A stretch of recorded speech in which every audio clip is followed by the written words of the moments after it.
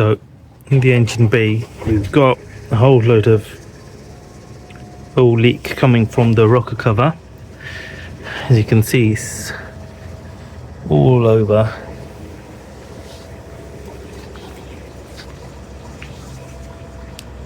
So what we need to do is undo these 10mm bolts so that the screws are 1, 2, 3, 4, 5. And undo those, undo that hose clamp there and that, and then obviously the coil packs, just take those off, and that should just pop up like that.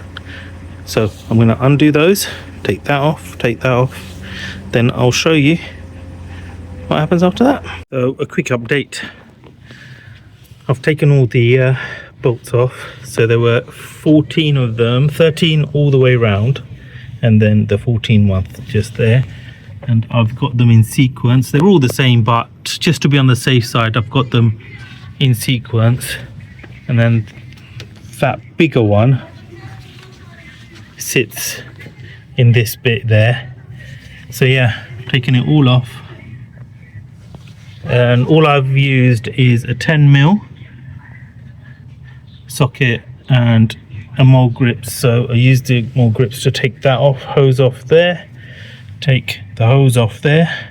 I've got that sitting, resting just there, and then this hose off here, which I've got off. This one was a bit tough, but managed to get it off. And then obviously the coil plugs, I've got them all in sequence so they're not lost. A little bit of oil there, so I'm going to just check in that reservoir there, make sure it's not full of oil, for example. And here's the part. Okay, I got that for about a tenner on eBay, next day delivery, so can't say fairer than that. Now next steps, need to lift that off, and I'll join you shortly. So I've lifted it off, so the top cover's come off now, and you can see why it was leaking. Look at this, it is absolutely brittle, snapped off, and you can see why that cylinder was a little bit wet, because the rubber on there has given up. Let me just show you on here, this bit there, it's just as brittle as anything, and so brittle it's just literally half of it snapped off. Looking in there, actually it's quite a clean engine, and then looking at the chain, it's quite nice and tight, so that's good. Everything else is good on there. So what I'm going to do is clean all these edges here, clean all the way around. Obviously with this, take all of this off, pull this off, pull all of this off, clean it, and then literally all I do is get this gasket, seat it all. You can't go wrong because it's all nicely grooved, as you can see, and then just plonk it in within those holes there. So you can't go wrong with these ones, nice and simple.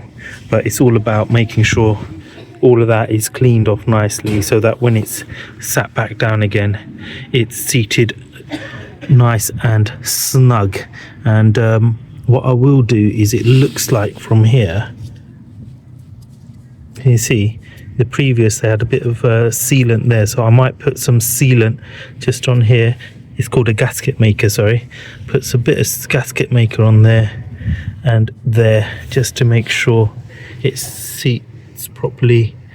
Have a quick look round to see if there's any other bits and pieces. No, that's about it really.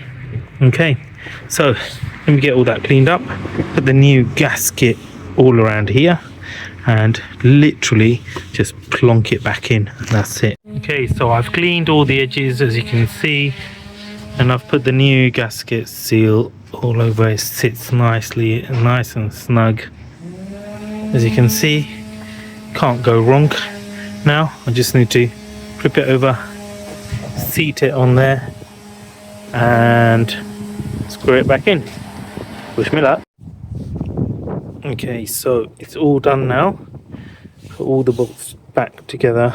So I used the quarter drive and literally hand tightened it and then twisted a little bit more because I don't have the torque thing, but it's generally, if you know, you know, and if you're not sure, then obviously look up the torque and use the torque wrench, but I used it by feel. And since I've done a few of these now, is the key thing is not to over tighten, obviously, otherwise you'll crush the rubber seals. So you put all of that back, you put that back there, that back there, and a little screw there. The only thing is the clip there, it's dropped somewhere down there. I can't find it, so I'm just going to have to buy another clip and put that on. Now, moment of truth, let's turn the car on, check if there's any leaks coming through. There you go.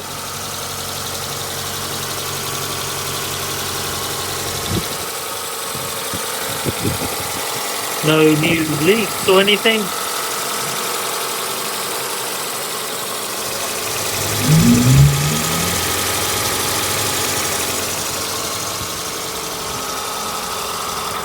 Good job. Yeah.